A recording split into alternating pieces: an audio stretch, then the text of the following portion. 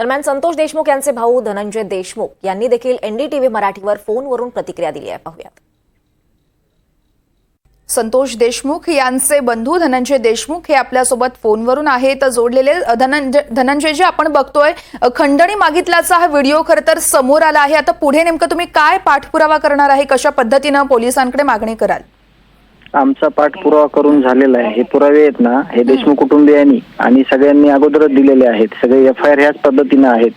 सगळे CCTV footage आज आले असले हे तरी आम्ही जे सांगतोय, आम्ही जे भेटतोय सगळ्या लोकप्रतिनिधींना, सगळे लोकप्रतिनिधी जे न्यायाच्या भूमिकेत आहेत त्यांची भूमिका हीच आहे. पण याच्यावर अजून काय जास्तीचे ऍक्शन होत आहे याकडे सगळ्यांचं लक्ष आहे आणि ते लवकर झाली पाहिजे. हे सुद्धा मागणी आहे देशमुख कुटुंबियाची, समाजाची. त्याकडे आम्ही लक्ष देऊन आहोत की हे कधी होत आहे सगळं आणि कधी हे सगळे आरोपी आहेत. बघा तुम्ही त्याच्यामध्ये प्रत्येक व्हिडिओमध्ये एक दोन आरोपी नव्यानं दिसत आहेत. त्याच्यावर काय ऍक्शन घेत आहेत कोण याकडे लक्ष आहे आणि ते आम्हाला दिसलं पाहिजे की त्यांच्यावर काय कारवाई होते.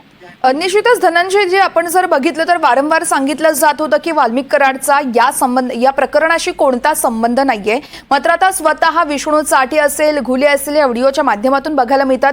पोलिसांकडून तुम्हाला काही माहिती देण्यात आली आहे का या व्हिडिओच्या अनुषंगानं कसा पुढे तपास करणार आहेत या संदर्भात? मीच स्वतः सीआयडी ऑफिसला अर्ध्या तासात पोहोचत आहे आणि सगळे या संदर्भात चर्चा करून मी त्यांच्याशी विनिमय करून मी त्याच्याशी बोलून मग मी व्यक्त होणार आहे.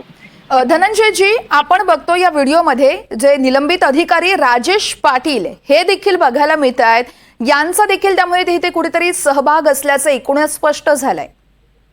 जी मागणी आहे आमची की जे आरोपी आहेत सगळे त्याला कोणी आश्रय दिला आहे, कोणी अभय दिला आहे, तुम्ही वारंवार ही माझ्या तोंडातून ऐकत असतात. त्याची चौकशी सखोल झाली पाहिजे ही सुद्धा आमची मागणी आहे.